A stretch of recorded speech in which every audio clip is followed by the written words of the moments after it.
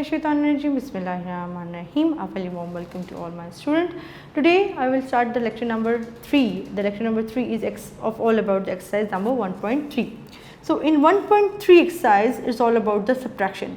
So आप लोग subtraction भी इसी तरह करते हैं जिस तरह आपसे addition होती है. सिर्फ addition में आपके पास डिजिट्स बढ़ जाते हैं, इसी तरह सब्ट्रैक्शन में जो है वो आपके पास चीज़ कम हो जाती है.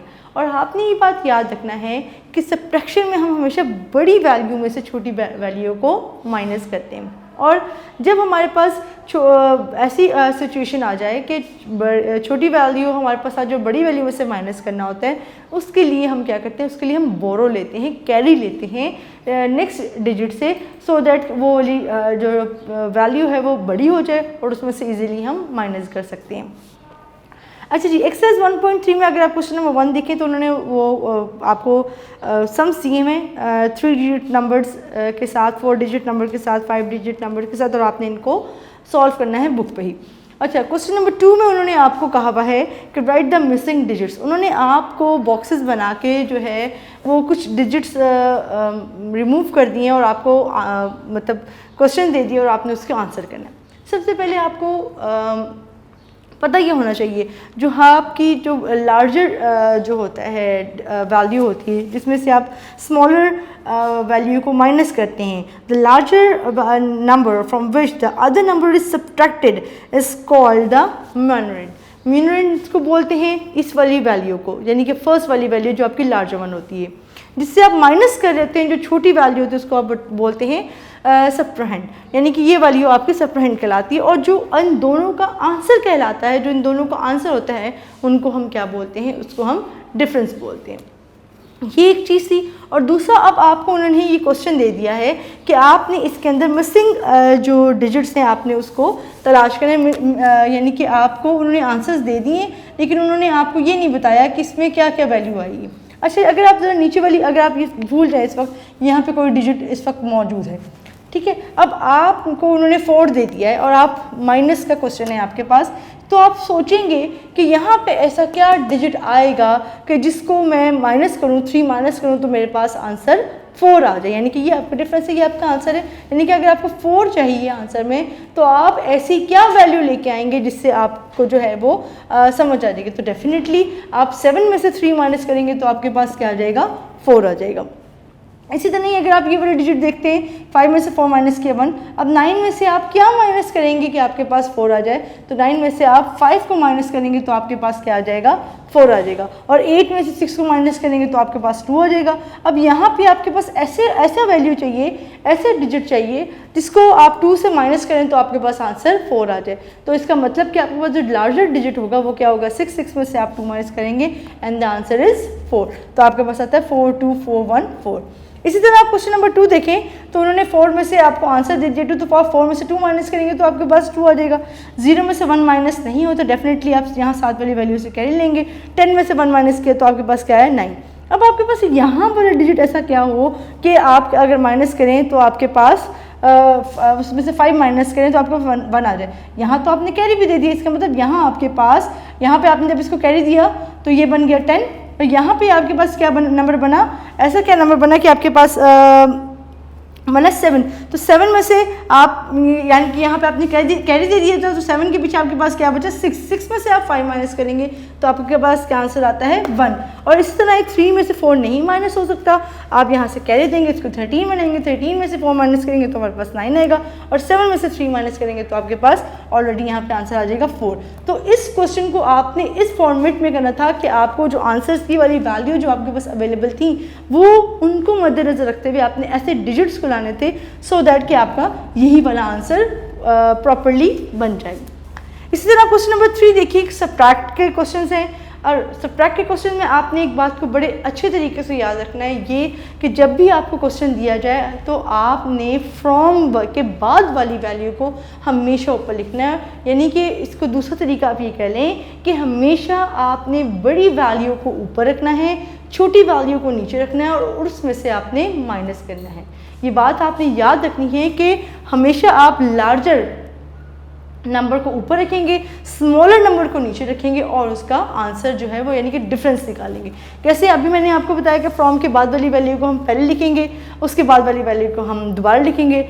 980,125 माइनस करेंगे हम 419,871, यानी कि इसमें भी आपने इसी बात का ख्याल रखना है कि वंस के नीचे आपकी वंस की प्लेस वैल्यू, टेंस के नीचे आपकी टेंस की प्लेस वैल्यू, 100 के नीचे 100, 1000 के नीचे 1000, 10,000 के नीचे 10,000 और 100,000 के नीचे 100,000। अब आप माइनस करना स्टार्ट करेंगे। 5 में से 1 माइनस किया 4, 2 में से 7 माइनस नहीं होते, यहाँ से हमने 1 से कैरी ले लिया। जब हमने 1 से कैरी लिया तो हमारे पास क्या आया? 12, 12 में से 7 माइनस किए 5, तो यहाँ पीछे हमारे पास क्या बच गया? अब हमने कैरी ले लिया था ना, उससे कैरी ले लिया था। अभी अगर यहाँ पे देखें तो यहाँ पे भी हमारे पास 0, 0 से तो कैरी जा नहीं सकता, तो हमने क्या किया? हम यहाँ से कैरी हमारा फॉरवर्ड होता हुआ यहाँ पे गया। 10 में से 8 माइनस किए 2, यहाँ पे पीछे क्या बचा? पहले तो यहाँ पे आया तो 9, 9 में से 9 माइनस किया तो हमारे पास आया 0, यहाँ पे हमारे पास पीछे क्या बचा था? 7, 7 में से 1 माइनस किया 6 और 9 में से 4 माइनस किया तो हमारे पास आया 5। इसी तरह हम क्वेश्चन नंबर 4 देखें। 289,129 फ्रॉम 325,011। अब ये वाली वैल्यू आपकी बड़ी और ये वाली वैल्यू आपकी छोटी है। हमेशा बड़ी वाली वैल्यू में से आपकी छोटी वाली वैल्यू माइनस होगी। 325,011 माइनस 289,129। अब 1 में से 9 माइनस नहीं होते, डेफिनेटली हम कैरी लेंगे। 11 में से 9 माइनस किए 2, यहाँ पे पीछे क्या बचा? 0, यहाँ से लिया 10, 10 में से 1 माइनस किए 2 तो 8, यहाँ पे हमारे पास पीछे क्या बचा? क्योंकि कैरी ले लेता 9, 9 में से 1 माइनस किया 8, यहाँ पे हमारे पास क्या बचा? कैरी दे दिया था जिसकी वजह से हमारे पास क्या? 14 में से 9 माइनस किया हमारे पास 5, 11 में से 2 माइनस 8 किए तो 3, और यहाँ पे हमारे पास क्या बचा? क्योंकि कैरी फॉरवर्ड होता गया तो 2 में से 2 माइनस किया एंड द आंसर है 0। तो हमारे पास आंसर क्या आता है? 35,882। अच्छा जी, अब जो सोल्यूशन 4, 5, 6 हैं वो वर्ड प्रॉब्लम्स की हैं। एज यू नो कि मैंने आप लोगों को बताया था कि जब भी आपके स्टेटमेंट में तो टोटल का वर्ड यूज़ होगा तो आप प्लस करेंगे। तो इसमें भी आप देखें कि आपको क्वेश्चंस में क्लू मिलेंगे जिसकी वजह से आपको पता चलेगा कि आपने क्या करना है। अब इसे क्वेश्चन नंबर 4 देखिए। There are total 55,869 bags of corn and rice in the stock. Stock में उनके पास जो है वो टोटल बैग्स यानी कि कॉर्न के भी और राइस के भी दोनों के मिला के पड़े हुए हैं 55,869। कॉर्न बैग्स आर, जो कॉर्न बैग्स कितने हैं? 35,796 इन काउंटिंग। काउंटिंग के अंदर जो है वो कितने पड़े हुए हैं हमारे पास? 35,796 in counting. Find the number of rice bags. आपने सिर्फ और सिर्फ राइस बैग की काउंटिंग को बताना है। राइस यानी कि आपके पास क्या स्टेटमेंट बनेगी? Total bags of rice and corn कितने थे हमारे पास? 55,869। नंबर ऑफ कॉर्न बैग्स कितने थे हमारे पास? 35,796। हमें तो सिर्फ बताना है नंबर ऑफ राइस बैग के हवाले से, तो हम इसको माइनस करेंगे। बट हम ये देखिए जी, बड़ी वाली वैल्यू में से हमेशा छोटी वाली वैल्यू माइनस करें। हम 9 में से 6 माइनस करेंगे 3, यहाँ से कैरी लेंगे 16 में से 9 माइनस करेंगे 7, 7 से 7 माइनस किया 0, 5 में से 5 माइनस किया 0 एंड 5 में से 3 माइनस किया तो हमारे पास आया 2। So number of rice bags हमारे पास कितने आते हैं? 20,073। Solution number 5 को देखते हैं। The distance between the two cities is 1,564 km. Zahid travels 1,275 km by train and the rest of the journey by car. How much distance does he cover via car? तो उसने जो 1,564 kilometre दो शहरों के दरमियान का रास्ता है। जो ट्रेन से जाहिद ने रास्ता तय किया है वो है 1,275 and the rest of the journey, और जो बाकी उसने रास्ता तय किया है जो रिमेनिंग है जो आपने फाइंड आउट करना है वो बाय कार है। How much distance does he cover by car? तो उसने कार से कितना डिस्टेंस कवर किया होगा? डिस्टेंस बिटवीन टू सिटीज़ आपके पास ये था। डिस्टेंस ट्रेवल बाय ट्रेन 1,275, दोनों में से माइनस किया तो आपके पास आया 289 किलोमीटर। तो इसका मतलब उसने कितना डिस्टेंस ट्रेवल किया था बाय कार? 289 किलोमीटर। और बेटा ये बात याद रखिएगा, स्टेटमेंट्स के नंबर होते हैं। स्टेटमेंट्स आप क्वेश्चन के से ही आप स्टेटमेंट्स बना लेते हैं। स्टेटमेंट को बिल्कुल भी छोड़ा नहीं करें। कुछ ना कुछ स्टेटमेंट में ये क्वेश्चंस की कहीं जो है आप उसको उनके कीवर्ड्स होते हैं वो आपने लिखने ज़रूरी होते हैं। उनके पेपर में नंबर होते हैं, स्पेशली इन द यूनिट्स के जो आप किलोमीटर मीटर जिस भी क्वेश्चन में आए तो उसको स्पेशली आपने इस चीज़ का ध्यान रखना है कि अब वो आपने उसको लिखना है, वो ज़रूरी होते हैं। अच्छा जी, क्वेश्चन नंबर 6 की तरफ चलते हैं। Mister Mubeen wants to buy a new car whose cost is rupees 835,698. He has 465,786 in bank account. How much more money does he need? यानी कि कॉस्ट ऑफ कार, वो एक कार ख़रीदना चाहते हैं जिसकी कॉस्ट जो है वो 835,698 है और जो उनके पास पैसे मौजूद है बैंक में वो कितने हैं? उनके पास 465,786।